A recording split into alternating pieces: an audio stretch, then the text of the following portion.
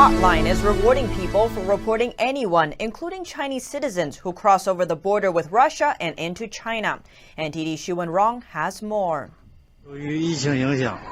As the situation inside Heilongjiang province worsened, the Chinese regime last week temporarily closed that province's border with Russia. One Chinese lawyer says it's a way for the regime to shift blame. They have a basic method of shifting the blame to others. They want to create the impression that the domestic cases are under control, and they would love to label all the new cases as imported cases. They are using this method to kind of shift people's attention from the real domestic situation. On April 13th, Heilongjiang Provincial Authority announced it would reward citizens for handing over or reporting illegal entries at the border. This includes Chinese citizens coming from abroad.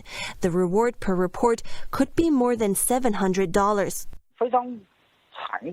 I think this is a very cruel, inhumane, unethical, and illegal practice. They have deprived people of their basic human rights, treating their own citizens as terrorists and robbers. As we previously reported, some Chinese citizens in Russia were sent back by the Russian government due to the pandemic, and some are returning home with the belief that the Chinese regime has things under control. The Chinese Communist Party knows that Russia is sending away Chinese citizens, but the regime has closed its border. In fact, they are just trying to keep the number of so-called diagnosed to zero in their own country. To keep it like that. They don't care about the lives of their own citizens. Chinese history expert Li Yuanhua said this situation contrasts with democratic countries, where governments make every effort to send evacuation planes to China to pick up their own citizens and bring them to safety. You can't ignore everything. The law, the basic rights and dignity of being human, just to combat the pandemic. This is against the law and the moral bottom line.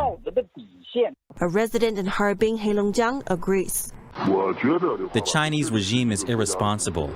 They should take the initiative to bring their own people back, and not to wait for another country to send them back. In a video circulating online, a netizen said every day there are Chinese citizens crossing the border who get stuck there. Their tweet said these 31 Chinese citizens were stuck on the street between Russia and China for 12 days. They hope that the regime could arrange something, but in reality, they're wandering around as a result of arrangements made by the Chinese regime. Reporting by Xu Wenrong, NTD News.